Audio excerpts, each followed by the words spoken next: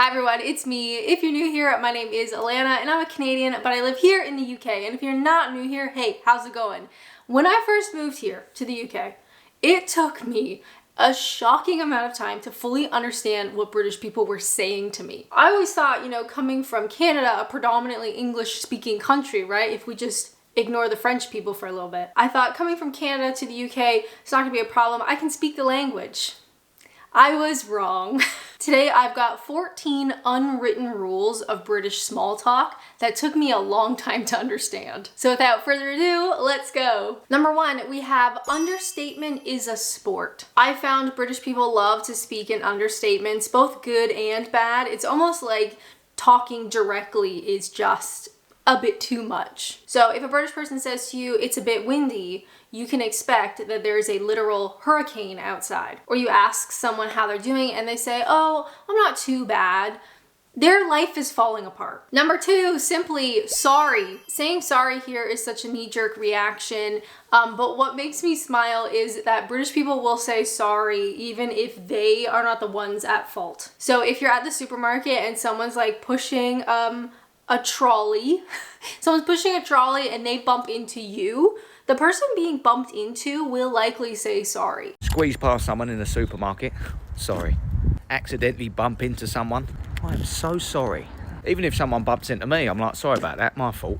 So ingrained in our culture, isn't it? Thankfully, this is a small talk, sort of like polite rule that we have in Canada. Not every country's gonna have it, but thankfully this is one that I was familiar with. As someone who has once bumped into a mannequin at a store and said sorry. Number three, of course, we have to talk about you all right. Even though I've lived in the UK for 10 years now, this is one that it's not come naturally to me. It makes me nervous. I get sweaty just thinking about it because there's been so many times when I've interacted with a British person and they've said you all right and I have not responded in the best way. To me, when someone says you all right, it's because they're like concerned about you. Like, are you all right? Are you okay? Like, so, you look like you're dying. Are you all right? Here, of course, in the UK, it's very non-committal. It is almost like sorry. It's a knee-jerk reaction response. They are not looking for your life story. They're not even really looking for an appropriate or correct answer. If someone says you all right, you can just say it back to them. And that's okay. Yeah, you're right. All right. Yeah, you're all right. Yeah, all right. Right. But this is one that still feels really weird to me. After 10 years, there are certain things that I now do British-wise that are natural. Like, it just, if you give it time and you're just like in and about people, it will just naturally happen, and that sort of like culture change. There's lots of things that I now do and say that are British that I didn't do when I first moved here. But the you all right thing, I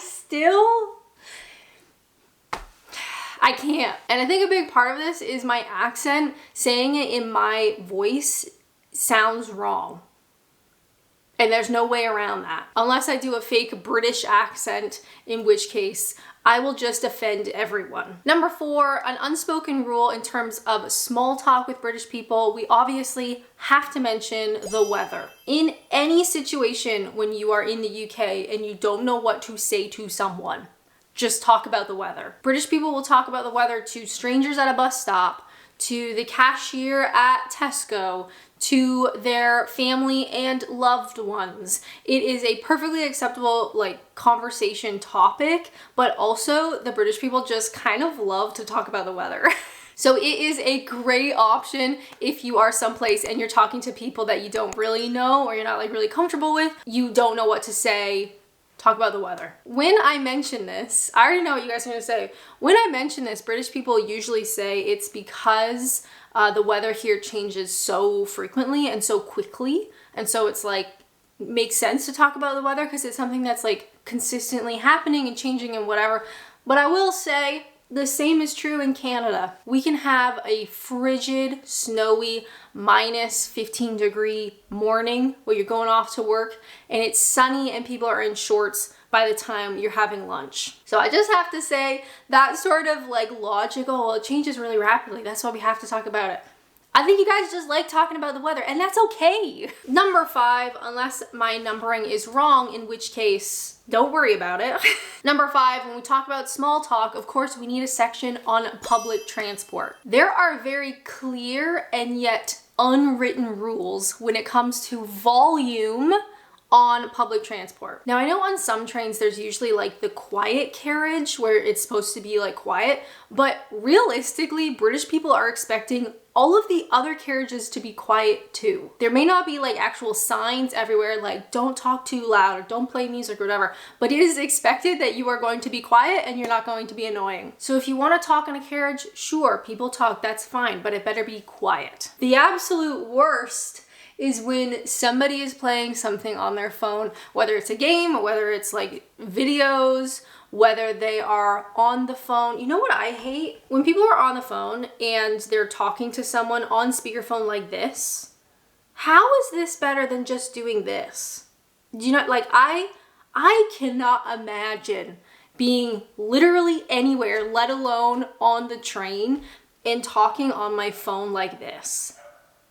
I would rather die. So in terms of like unwritten small talk rules, you can talk, be quiet, and God forbid if you are playing stuff out of your phone, there might be someone that confronts you, but more likely than not, everybody in that carriage is going to be tutting at the back of your head and everybody hates you. Now, if you want to fit in with British culture and not be tutted at or actively despised by everyone around you, a nice activity to do on public transport would be quietly reading, which you can do with Readly, the sponsor of today's video. Readly is an app that gives you access to over 8,000 magazines and newspapers all in one spot for one monthly fee. It's perfect for staying informed, perhaps exploring new hobbies, or simply just hanging out. I love that I can store so many magazines and newspapers of literally like any genre all on my phone without cluttering my flat. Plus you can download editions for reading offline, which is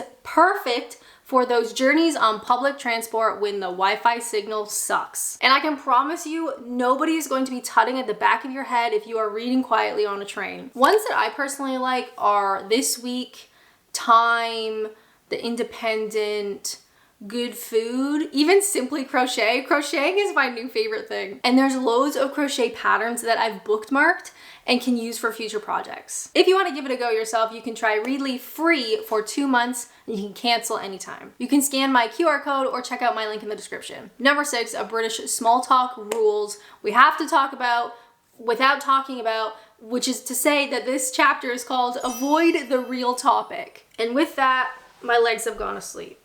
So quite simply, I think I mentioned this earlier unless I imagined it, British people don't always like to say what they really think. So like with understatements, this sort of idea of avoiding what you really want to say is something that took me a really long time to get the hang of. And especially British people like to avoid what they really mean if it's negative. I find that is like a real trigger rather than saying like, wow, the project you've been working on, that sucks. They might say something like, wow, okay, well, I can see where you're going with this. He's alright when you get to know him.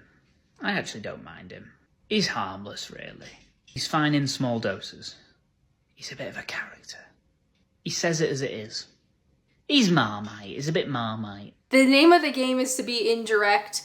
North Americans don't know this topic. They don't know this. They don't have this skill. So here it's just like being direct and you're kind of dancing around what you want to say. It took me a long time to get the hang of. And even though I hate confrontation, like the idea of confrontation makes me break out in a cold sweat, I would much rather someone just tell me what they mean. Because otherwise I'm just gonna sit at home and spiral out and guess what they were trying to say. Number 7, we have eye contact. Now typically British people tend to avoid eye contact in like small talk, public space sort of interactions. Not to say they're not gonna look at you if you're a friend or a loved one or, you know, but with strangers, you kind of avoid that. Londoners in particular are absolute professionals about avoiding eye contact. If you've ever been on the tube and you know like there's seats sort of on either side facing each other, a Londoner will find literally anything else to look at except the person across from them. If it was an Olympic sport, Londoners would win. Number 8, we have, you want a cuppa?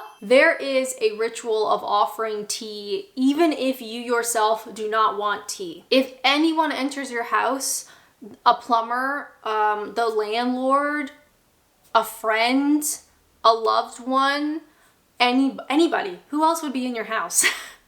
Anytime someone enters your house, you offer them a cuppa. It's one of these sort of unwritten rules that if you don't, even if that person doesn't want a cuppa, right? Maybe they don't even drink tea, but if you don't offer it to them when they enter your house, that is so rude. Number 9, we have cheers. 2 Americans, 2 Canadians, we only ever say cheers or hear cheers when people are cheersing their drinks. Is cheersing a word? It doesn't matter, I just said it. But of course here in the UK, people will say cheers as a thank you if you hold the door open for them, if you do something nice for them, if they drop something you pick it up, like whatever. Anytime thanks or thank you could be used, someone might say cheers. This one only recently rubbed off on me because this feels so British as a foreigner. Like if you actually just sit and think about it, it's so British. And I always thought that this one I would never pick it up because it's too British. But I will say, after 10 years, I think it was the postie was giving me a parcel and I said cheers. And it just like came out and I stood there afterwards and I was like, oh my God, who am I? Typically my rule of thumb for foreigners is to not fake the language, don't force it, just speak as you would. As long as British people can understand what you are saying, speak as you would, use the words that you would. So I normally 90% of the time say thank you, but when it does feel natural and it just kind of like comes out, just let it happen. Number 10, passive aggressive champions. Similar to speaking in understatements or avoiding the direct topic, British people are the gold star standard for passive aggressiveness. If your boss reads a report and says, interesting, it's not interesting, it's terrible. If someone says to you, that's a bold choice, no, it's the wrong choice. In my office, we all generally get along very well. Yeah. But if somebody was making a bit of noise, if someone was, having a laugh and you're trying to have a serious conversation, you mute the telephone and you shout over, do you think you could speak up a bit? I don't think they can quite hear you in Bangladesh, and then take off the mute button. But if you come from a country where that passive aggressive sort of indirect understatement kind of way of speaking is not the normal way, it takes a lot of time to get used to. And even still, when I was at work and someone would say something to me and I think, is that what they mean, or is this a passive aggressive thing? Number 11, when it comes to small talk, we have to talk about strangers. Now, talking to strangers typically is only allowed in certain contexts, like at the pub, where you're walking your dog, or something is happening with the weather and there's somebody nearby and you gotta talk about the weather for a second, or in an absolute emergency. But otherwise, typically speaking, we're not starting a full-blown conversation with strangers. It's a little bit rude. Let's just sit quietly for a second. We have to give time for the Northerners who are down in the comments right now, and I know they're typing away. We're just gonna give them a second to type out their comment to say that Northerners aren't like that. So let's just take a pause. How are you doing? Are you doing well? I think my coffee's gone cold. Now that we've given the Northerners time to leave their comments, yes, Northerners always tell me they're way more polite. They're way more friendly and nicer than Southerners. It does feel kind of weird though. If someone tells you that they're a nice person, do we believe that? From my experience living in the South, I wouldn't say that Southerners are rude or maybe a little bit standoffish, but I think it is done in a polite way, because the idea of just like having a full-blown conversation with a stranger is kind of impolite, and you're kind of like forcing yourself on this person. Like, you don't know if they want to talk to you and you're just kind of like putting yourself there. Does that make sense? At least that's how I see it. Number 12, in terms of unwritten small talk, and actually this one is unwritten, unsaid, is getting off public transport. Since it's not always polite to talk to strangers on public transport or to make eye contact with strangers on public transport. How do you indicate to someone that if you're the window seat and someone sat beside you and you want to get out, how do you do that? And this is so funny.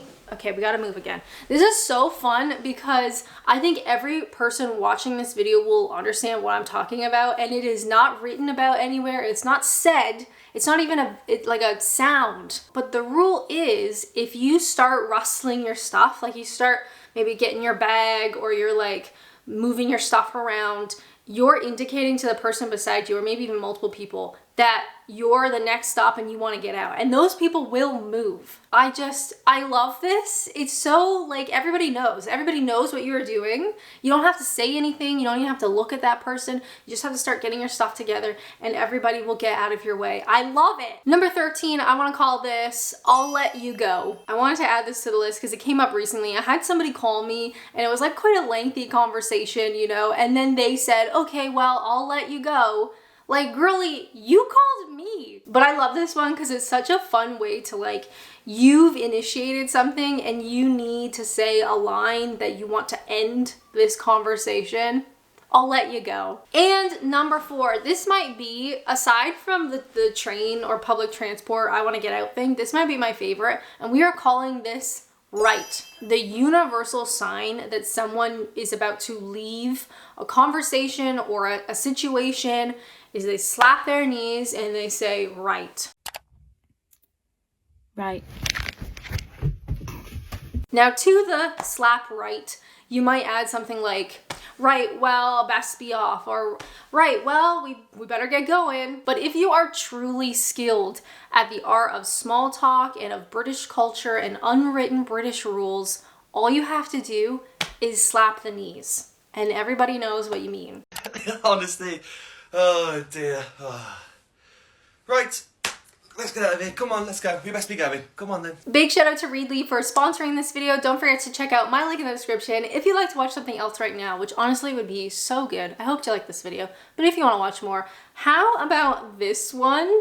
Quite simply, this one is about how do I say this? How to piss off English people. But as always, thank you guys so much for watching, and until next time, bye!